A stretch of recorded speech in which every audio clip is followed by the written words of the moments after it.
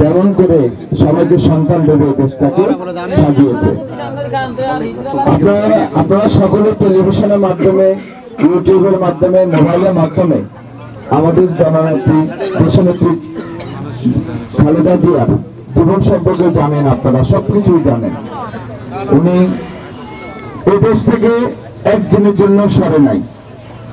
ওনার উপর, ওনার সন্তানদের উপর, ওনার স্বামীর উপর কি অত্যাচারটা হয়েছে সেটা আপনারা সকলেই জানেন। যে এই মহিষী নারী এই দেশকে সুন্দর করার জন্য যেই খেটেছেন, সন্তানকে হারিয়েছেন, স্বামীকে হারিয়েছেন। একবারের জন্য সবচেয়ে আফসোসের বিষয় যেটা, যখন তার সন্তান এই দেশে এসেছে, উনি এমন এক পর্যায়ে ছিলেন, ছেলে পারে নাই মাকে জড়াই ধরতে, মা পারে নাই ছেলেকে জড়াই ধরতে। এর থেকে বড় কষ্টের কিছু ছিল না, কারণ হসপিটালে ছিল। আপনারা যারা এখানে মা আছেন, বোন আছেন, আপনাদের প্রিয়জনদেরকে যেরকম ব্যথা, আমাদের রাজনীতির জন্য সে একই ব্যথা। সবাই মা, সবাই বোন।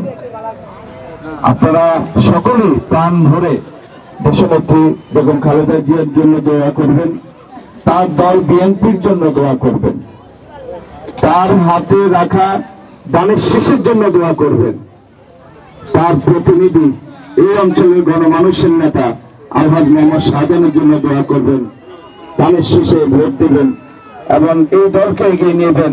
তাহলেই আমাদের দেশনেত্রী বেগম খালেদা জিয়া, শহীদ প্রেসিডেন্ট জিয়াউর রহমানের আত্মা শান্তি পাবে।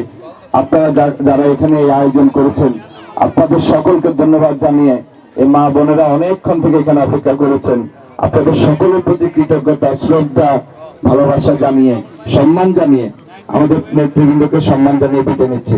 আসসালামু আলাইকুম।